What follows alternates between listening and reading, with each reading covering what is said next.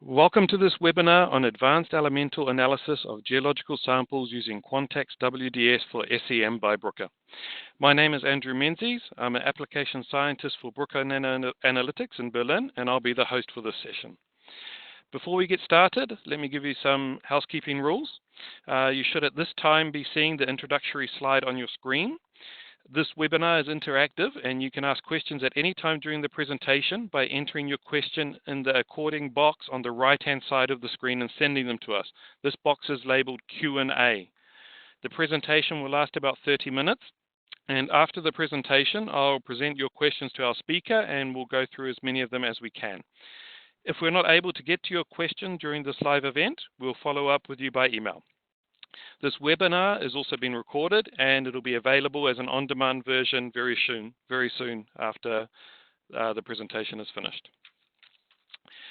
So let me introduce our speaker, Dr. Michael Abrates. Michael studied geology at the universities of Kiel and Göttingen, where he also acquired his PhD. During his academic career, he focused on analytical geochemistry using mass spectrometers and microprobes to analyze rocks and their minerals. Michael built up and managed a microprobe lab at the University of Jena before he joined Bruker Analytics as a senior application scientist for WDS in 2015. So let's get started. Michael, I'll pass over to you. Yeah, thank you. Thank you very much for your kind introduction, Andrew, and hello everyone. Can you hear me? The following presentation is basically divided into three sections. The first part will give a short introduction to the QUANTAX WDS system and provide some details about the spectrometer hardware, its working principles, and the main features. In the second part, an application example will be presented where minerals were exclusively quantified by WDS. In the third part, I will show the advantages of QUANTAX WDS over EDS in respect of applications where high performance for trace element determination is required, applications where high performance for trace applications where high spectral resolution is required, and finally applications where a combination of both, namely resolution and trace element performance, is required. The QUANTAX WDS is a full-featured spectrometry system which comprises basically three main components, namely the X-SEM spectrometer, which is a so-called parallel beam spectrometer, the SE6 signal processing unit, which powers the spectrometer hardware and is responsible for the pulse processing and data exchange with the workstation computer, running our Esprit2 software as the third component. With Esprit2, it's possible to operate all our devices, EDS, WDS, EBSD, and microXRF, from a single user interface, making QUANTAX WDS an integral part of the entire QUANTAX family of devices for SEM-based microanalysis. As WDS and EDS actually measure the same physical property, it is important at this point to realize that there are some main differences between the two techniques. These differences are a substantially higher spectral resolution of WDS compared with EDS. Typical values are in the 4 to 20 electron volt range. Enhanced peak to background ratios, which translates into lower limits of detection. And this is a special property of the parallel beam spectrometer, outstanding light element sensitivity. With these properties, a WDS can be an ideal complement to an EDS system in demanding applications where EDS peak overlaps are an issue, when trace element or light element detection capabilities play an important role, or for low kV applications if high spatial resolution is desired.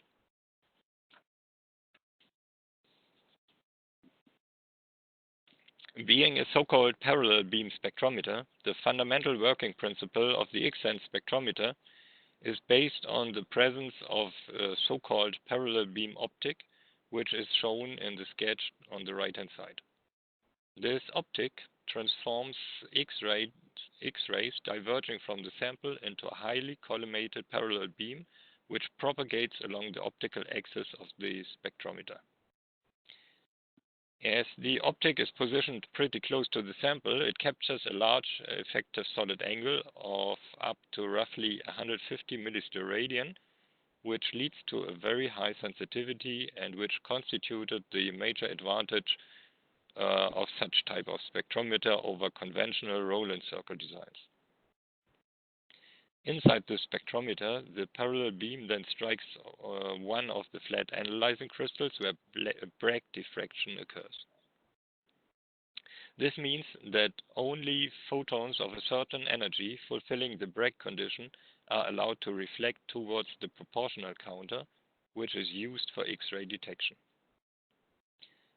According to the Bragg equation, the energy or wavelength, lambda, of these photons is a function of the adjustable Bragg angle theta, which is the incidence angle of the beam relative to the crystal surface, and the lattice constant d of the analyzing crystal. Basically, this setup describes an X-ray monochromator, which is very narrow band and hence capable of delivering high spectral resolution.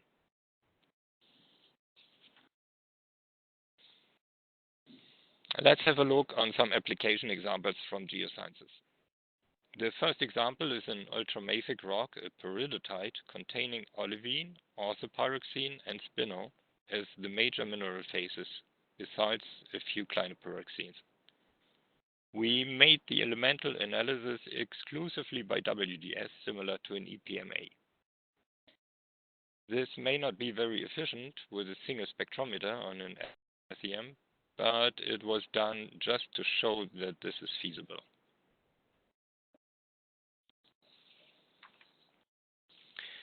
Analytical conditions were 20 kV acceleration voltage and 20 nanoamperes beam current. The table shows the table shows the elements and the respective X-ray lines measured.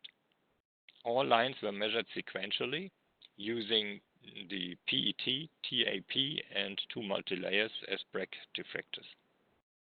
Acquisition times comprise measurement times on peak and half the time on either background to the left and to the right of the peak. We used 30 seconds for peak measurements of major elements and 60 seconds for minor and trace elements. WDS quantification is essentially standards-based. Make sure to use mineral standards as close as possible in composition to your sample, then matrix effects will be minimized.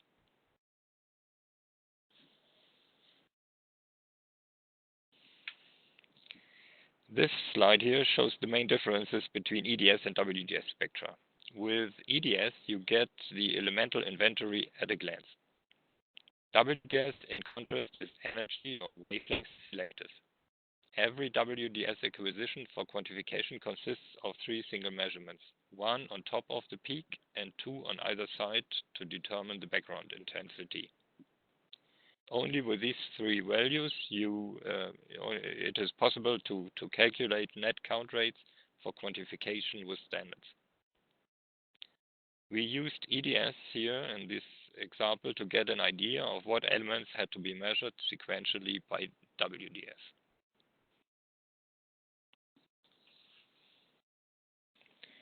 Here are the results for olivine exclusively determined by WDS. The mineral is relatively simple in composition, containing only magnesium, iron, and silicon as major cations and nickel as a trace element. The data is given in stoichiometric concentrations of the oxides.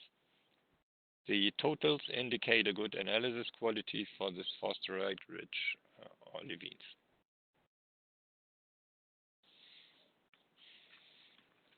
Here are the results for orthopyroxenes. All quantitative results are derived by WDS. The minerals contain magnesium, ferron, and silicon as major cations and aluminum and calcium as minor elements. The data is also given in stoichiometric concentration of the oxides. Also here, the totals near 100% indicate a good analysis quality for the anstaltites.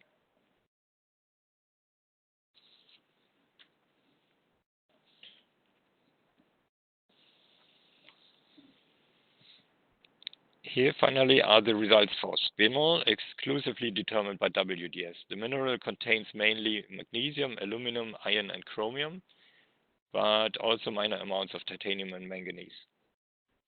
The totals are about 1% too low and seem to indicate missing elements in the analysis. This was not indicated before by EDS, so we had to look for more elements. We therefore had a closer look by thorough WDS scanning. Using WDS energy range scans, it was easy to detect nickel, zinc, and silicon as trace elements in the spinels. Due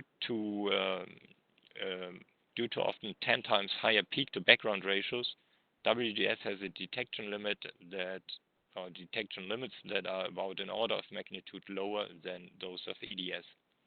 Whereas EDS detection limits are about 0.1 weight%, those of WDS are 0.01 weight% or 100 ppm. In the present case, concentrations for zinc were about 0.3 weight%, and those of silicon were around 0.04 weight%, so a few 100 ppm.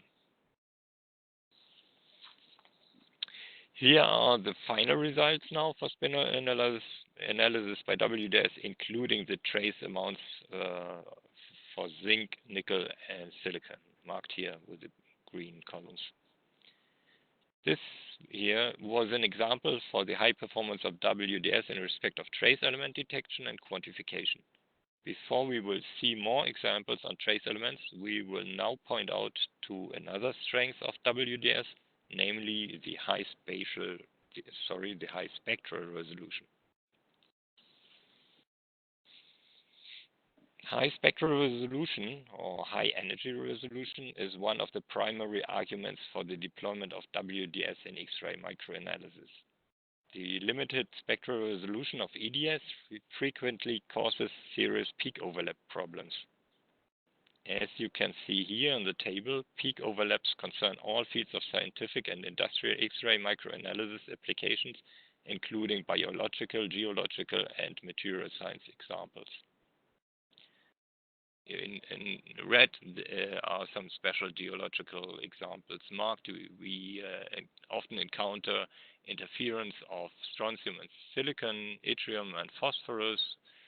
In monazite, for example, yttrium and zircons, and sulfur with molybdenum L lines and lead M lines in the sulfides.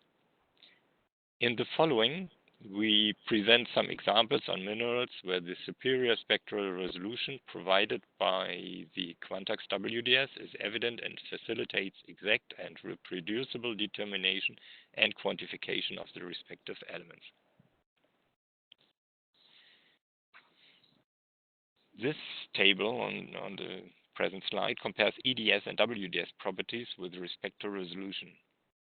Spectral resolution of both techniques, EDS and WDS, is given via the full width of the elemental line peak measured at half maximum height, the so-called FWHM. The FWHM for EDS is in the range of 70 to 90 electron volts for the listed X-ray lines and increases hereby towards higher photon energies. So from top down. The FWHM for WDS is an order of magnitude smaller than that of EDS. In consequence, WDS resolution is about 10 to 20 times better than that of EDS.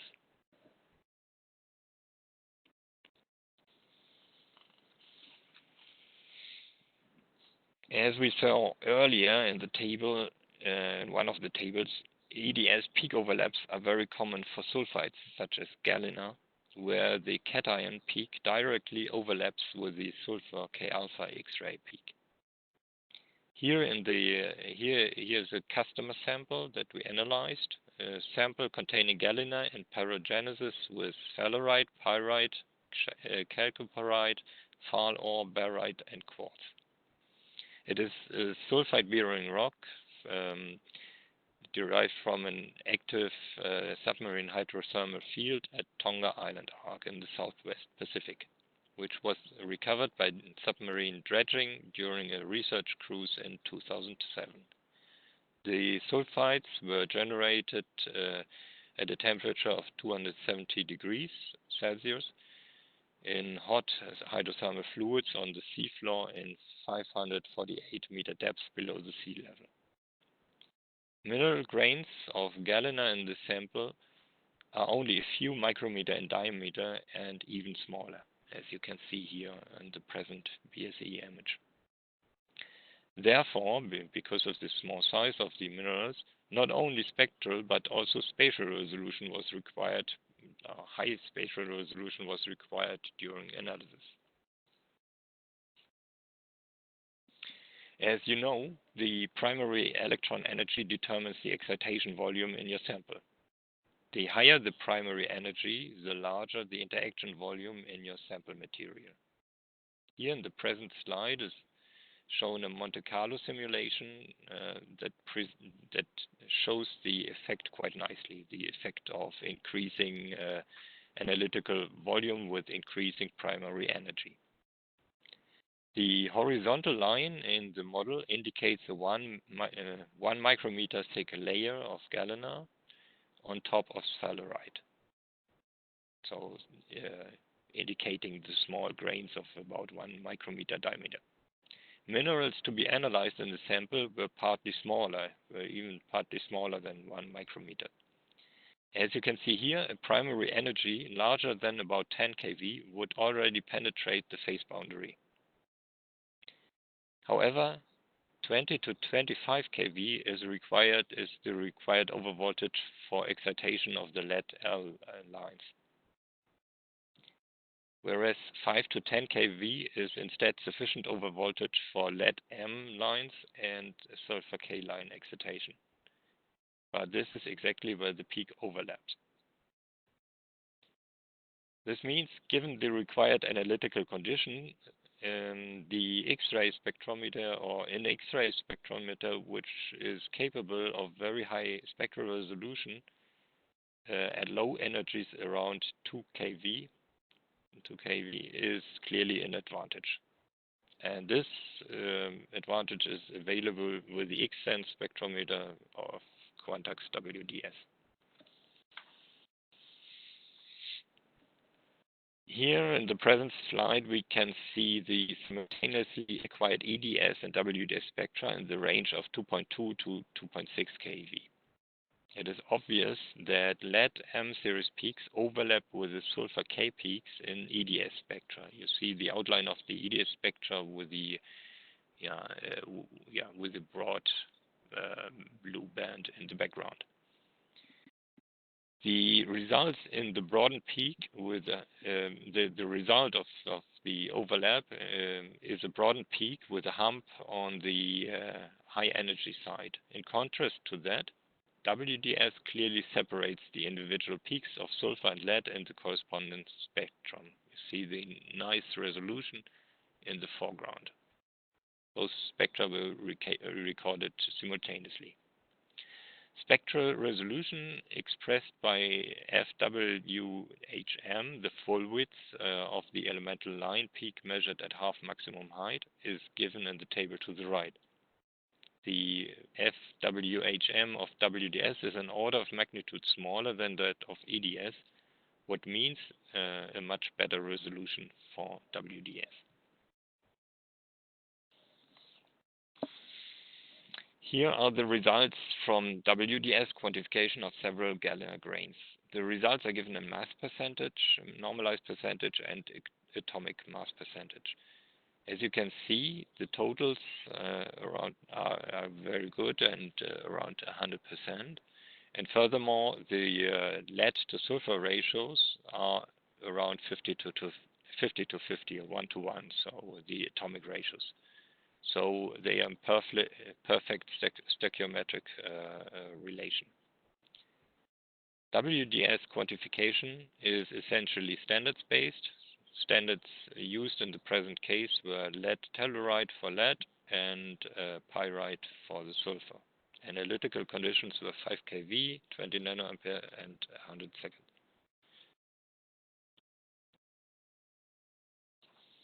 The following case shows an unfavorable constellation where X-ray peak overlaps coincide with extreme differences in peak intensities. The example concerns the trace elements strontium and plagioclase. We investigated a volcanic rock sample from Savo in the Solomon Islands of the Southwest Pacific. Albitic to labradoritic plagioclases are the main mineral phases in these trachytes. The more mafic plagioclases may contain some trace amounts of strontium. However, strontium cannot be detected from the EDS spectra, as you can see here in the slides, definitely. So there's the indication with the arrow where the strontium should be. There's a pathological EDS peak overlap for silicon K and strontium allies. The energy difference between silicon K and strontium L is only 66 electron volts. In addition to the close peak position, the situation has become worse due to the extreme intensity contrast of 170 to 1 between the dominant silicon K lines and the minus strontium L lines. Strontium L lines completely disappear within the tail of the major silicon K peak in the spectrum of the plagioclase.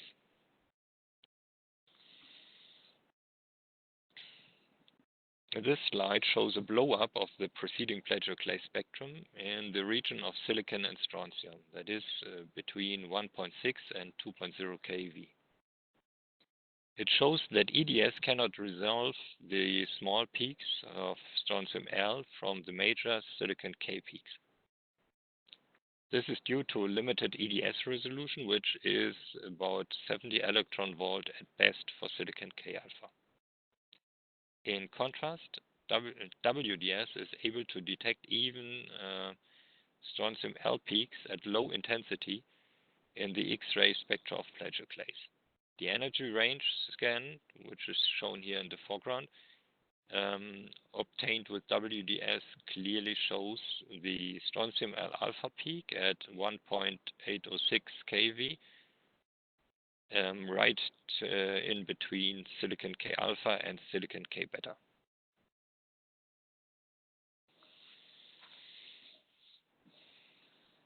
And here's the result of combined EDS and WDS mapping. EDS was used for mapping major elements such as calcium, but also other elements such as sodium, aluminum, and silicon. And so on. WDS was used for mapping the trace element strontium. Obviously, the present plagioclase shows complex zoning in calcium content. This is due to multiple replenishment of the magma chamber in which this crystal grew. So the crystal recorded a complex growth history. Mapping of strontium by WDS shows that the present plagioclase has relatively high contents of strontium in the calcium-rich, that means andesite-rich, central part of the crystal. You can easily see that when you compare the two slides. So high concentrations of strontium, exactly where you find high concentration of calcium.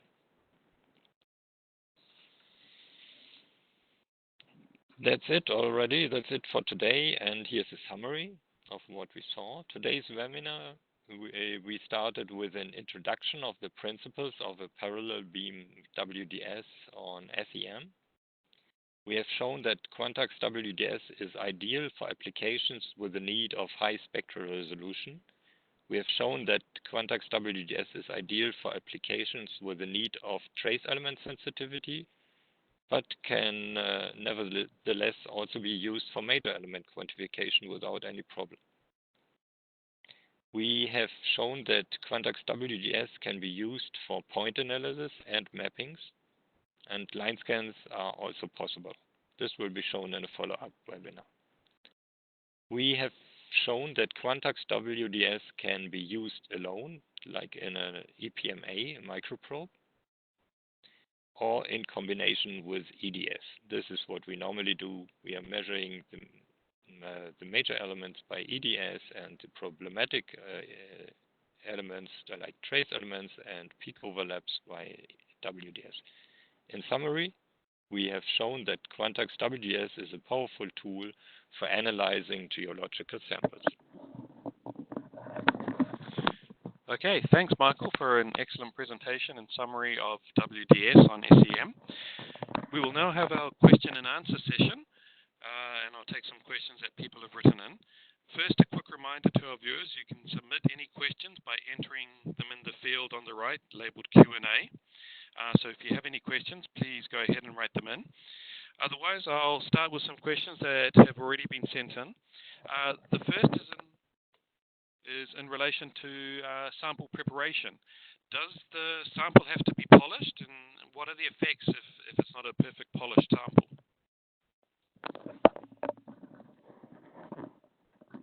Okay, so yeah, it depends on what you need. So polishment is necessary if you need quantified data. So if you want to get some good quantitative data, you have to use well-polished samples.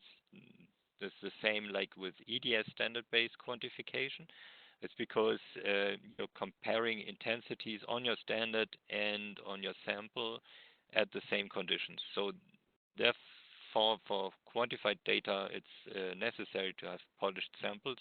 But if you don't need, if you just need qualitative data, you could also try it on more rough samples, but you will have some shading effects because you throw out the break conditions. Okay, and we have another question about the strontium and plagioclase in the strontium map. Someone asked, what was the level of concentration in strontium that you showed in the trace element, that small peak underneath the silicon peak, and how long did it take to do that strontium map on WDS?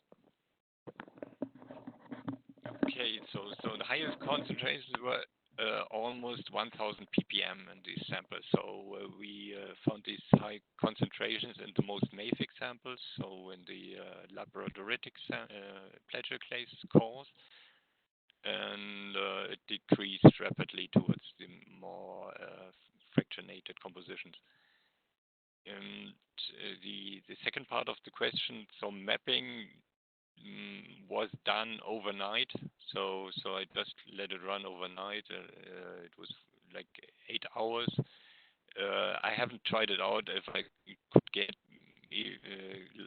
good results in a shorter time, so it was just a single shot that I could do with this customer sample. So might be that we could use shorter times, but I would expect for trace elements some hours, since the intensities are low. So you have to measure with a high beam current and acquire as long as possible to get some good statistics.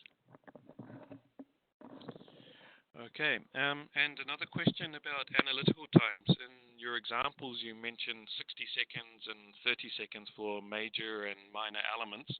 Are these normal, or can these be varied, and what times are expected, and have you got any other comments on the analytical conditions with relation to KV and beam current? Yeah, okay, these times were just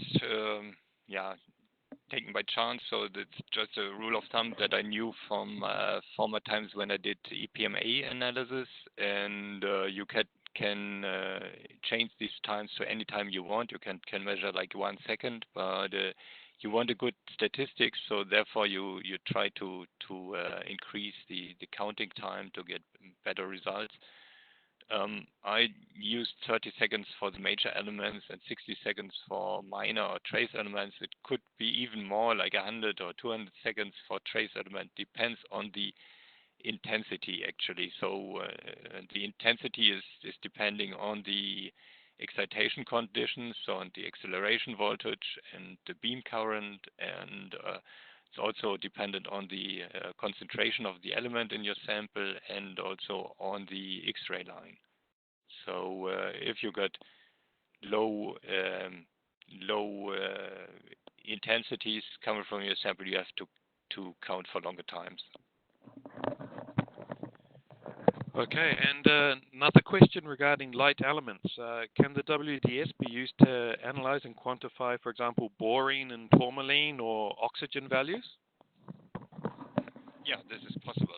So it's actually an ideal, a very good application, since the parallel beam spectrometer that we are using is very sensitive for within the low energy range. So for light elements especially, and we can quantify beryllium or boron in minerals, and we get high count rates because the optic is very sensitive for these low energy. So we also need quite low or comparatively low beam currents to get a high signal. So unlike the higher energies, we don't need tens of nanoamperes, but just a few nanoamperes. Okay, and one final question for this webinar. You mentioned that you need standards for quantification. Someone's asked, does the software have virtual standards in a database, or do you have to actually have real-world mineralogical standards? Well, yeah, it would be good to have virtual standards, but that's not possible. So for standard-based quantification, either WDS or EDS, it's the same as true. You need the same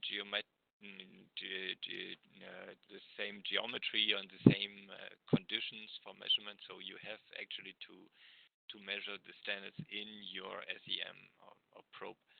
So you need real world standards, and yeah, as I mentioned earlier, it's good to have standards close in composition to what you analyze, because in that case the matrix effects will rule out. So yeah, there's no way to avoid this. You have with WDS you have to do two measurements at least, so on your sample and on standards. Okay, and that's it for today. Thanks again, Michael, for excellent presentation and answering these questions. As a reminder, today's event has been recorded and will be available soon for viewing and distribution. Thank you very much for being with us today. Hope you have a good rest of the day, and we'll see you again in the future. Goodbye. Thanks very much.